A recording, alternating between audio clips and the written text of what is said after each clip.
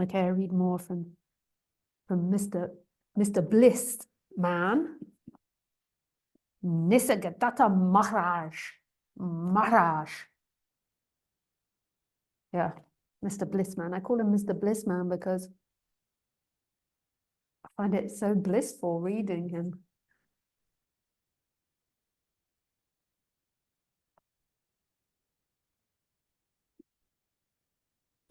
When you talk, I hear you.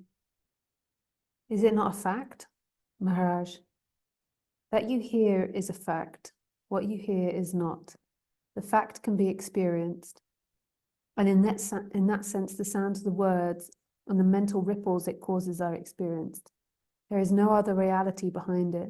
Its meaning is purely conventional to be remembered. A language can be easily forgotten unless practiced. Question. Well, that's freaking true. Somebody that's now, attempts to have second languages, far out. If you don't speak a language, I feel like this with English. If I don't keep speaking it, I'm going to forget it. And so much of your humanness, of who you are, is based in that language of your identity. In fact, everything.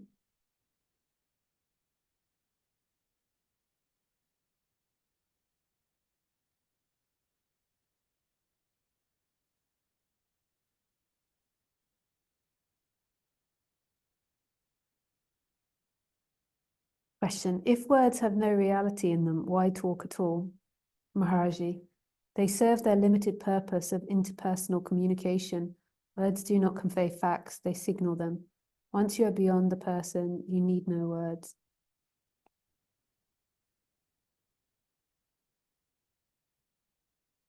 Words do not convey facts, they signal them.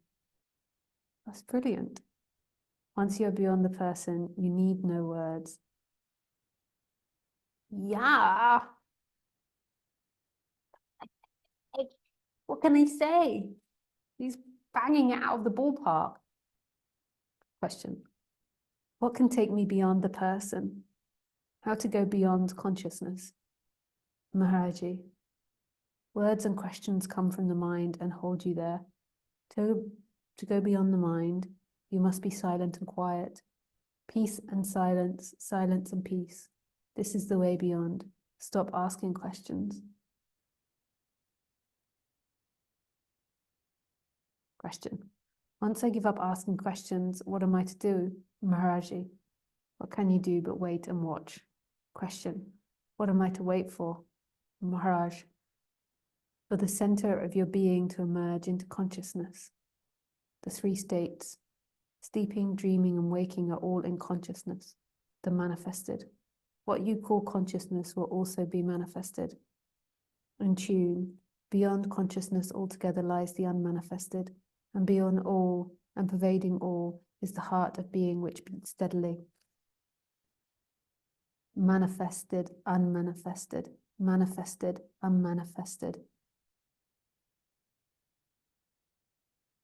Question. On the verbal level, that sounds all right. I can visualize myself as the seed of being, a point in consciousness, with my sense I am pulsating, appearing and disappearing alternately. But what I am to do to realize it as a fact, to go beyond the changeless, wordless reality. Maharaji, you can do nothing. What time has brought about, time will take away.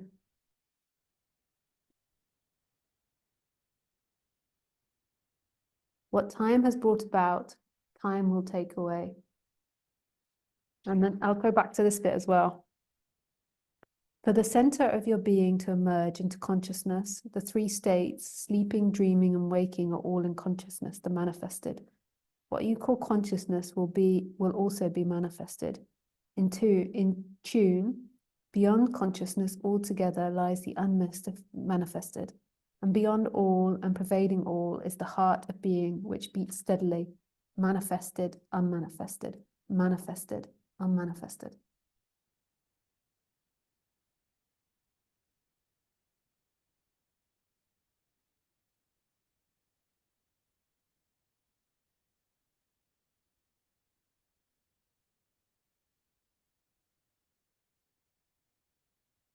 So right now,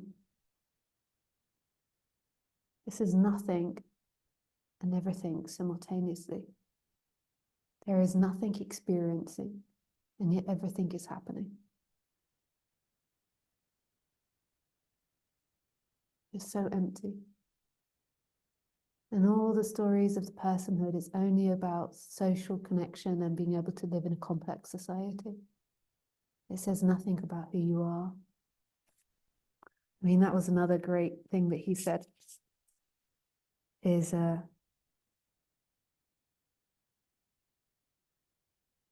words do not convey facts, they signal them. Nothing you think, nothing you say is the truth. The truth is that which they're appearing in, which I'm happy to call consciousness, but like he says, it then goes beyond that. It's nothing as everything. Like consciousness in Buddhism, consciousness too is form, it would be said. But we can use the word consciousness of the I am. Like they're really great pointings, and I'm happy to speak about them, because when you really truly understand what they're pointing to, you see that what they're pointing to is nothing and everything. There is the slide to the unmanifest.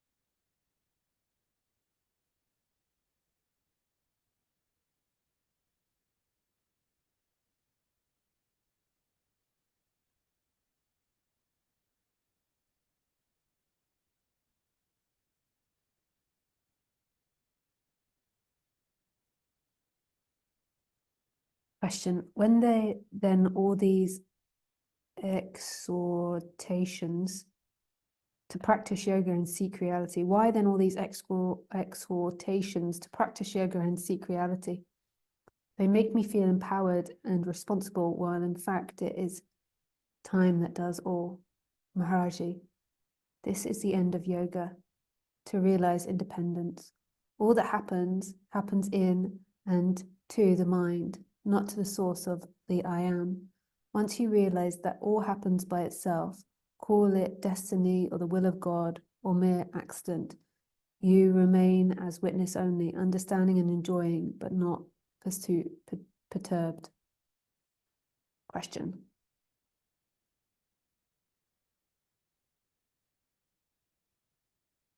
you see, this is the problem with words, is our words imply independence. That somebody is independently acting, that life is independently acting. Like our words always have to have a subject and an object that are apparently independently acting. Because otherwise it would just all merge into oneness and you wouldn't be able to speak. So they're set up to speak in two. And they're set up to speak in doership. I went and got water. I walked the dogs. I like this, I like that. But they're not fact. They're pointing to something, but they're not fact. So when it's really seen that you are the witness and that they're spontaneously appearing out of the witness, or they're spontaneously appearing out of the big consciousness. He calls it witness, I tend to call it the big consciousness or just consciousness. Or the unmanifest as the manifest. When it's all seen as appearing directly from that and not from an actual character that exists in time, then everything becomes free. When you believe that everything is coming from time, then you're identified with time. You're identified with yourself relating with a time.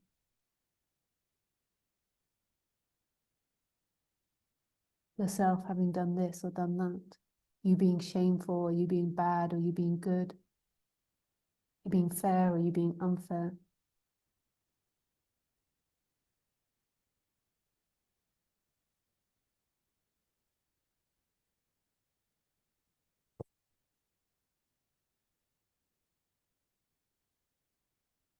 If I cease trusting words altogether, this questioner, if I cease trusting words altogether, what will be my condition? Maharaji, there is a season for trusting and for distrusting. Let the seasons do their work. Why worry? Question. Somehow I feel responsible for what happens around me. Maharaji, you're responsible only for what you can change. All you can change is your attitude. There lies your responsibility. Question. You're advising me to remain indifferent to the sorrows of others. Maharaji, it is not that you are indifferent. All the suffering of mankind do not prevent you from enjoying your next meal. The witness is not indifferent. He is fullness of understanding, compassion. Only as the witness can you help others. Yeah, that's what I was speaking about in the beginning.